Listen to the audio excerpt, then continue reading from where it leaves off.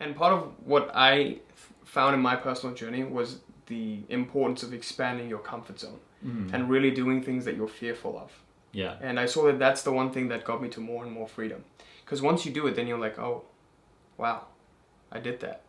It just feels free. It's like there's no How's your bondage experience to with this. that? Like, because isn't it so funny how the thing that you are most afraid of doing or very insecure about, once you just like put your ego on the line, you don't really put it all on the line, you put your ego on the line and you just do it and you see, for me, it's like, it wasn't even that bad. Yeah. You literally wake up to this like, oh, that wasn't bad. No, dude, it's crazy because a lot of our fears are, it's just unfounded.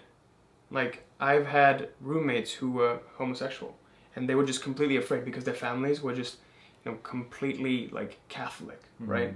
And they were like, oh no, you know, I can't tell anyone. I can't tell my family. And they just suppressed this until it became repressed and they were just acting out in other areas of your life. You know, it's kind of like the nature of karma. Something's trying to get out, but you keep suppressing it, you keep putting it. It's going to find expression in other means. So this keeps happening, you know, they just get bitter and bitter and bitter and bitter. But then once they start to truly live what they were meant to live, just like our passion, us doing our passion, pupils dilate. Life energy comes Authentic back. path. Vitality comes in. And then my roommate, he just started dating this guy recently. And he just like completely turned into a different person.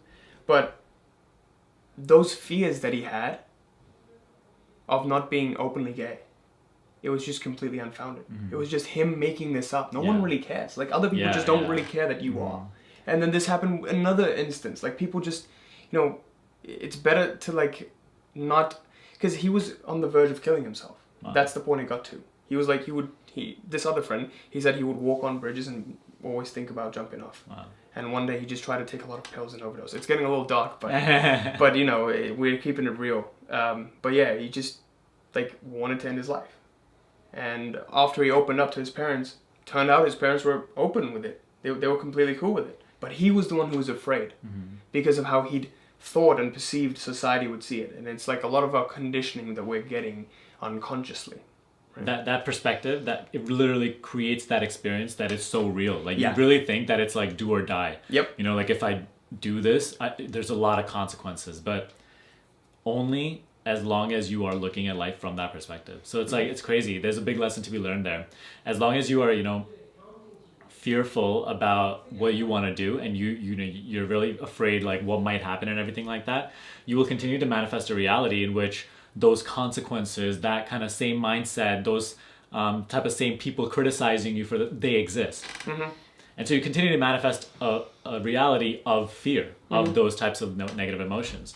But it's like when you start to have a different perspective of empowerment, I can do this, you know, et cetera, then you start to manifest a completely different experience that reflects that mental attitude, that belief.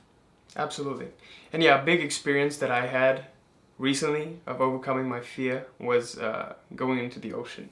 I was always afraid just going like really to the deep end because one time You know how to swim?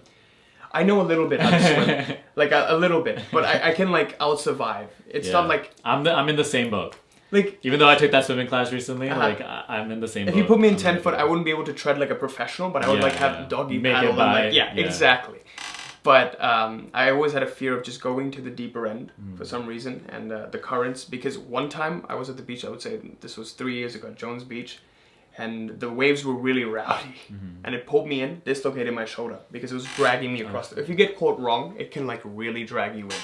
So how did you make your way back at that time? I made it my way back, like literally holding my arm, and I went up to my dad and I was like, Dad, my arm came off. Can you fix it? He just pulled it, fixed it, literally. And then I sat down on a beach chair. I was like, all right, it's been a rough day. I'm just gonna go for a drink. I reach for a drink in the bag. It comes off again. Oh no. And then I'm like, oh, Mr. Lifeguard, you know, my arm came off. Could you come fix it? 20 of them come running. They're like, how are you trusting these random people to just fix your just like, literally like, come on, just fix my arm. And then I have to go to the ER. They take me to the ER. I have a torn labrum.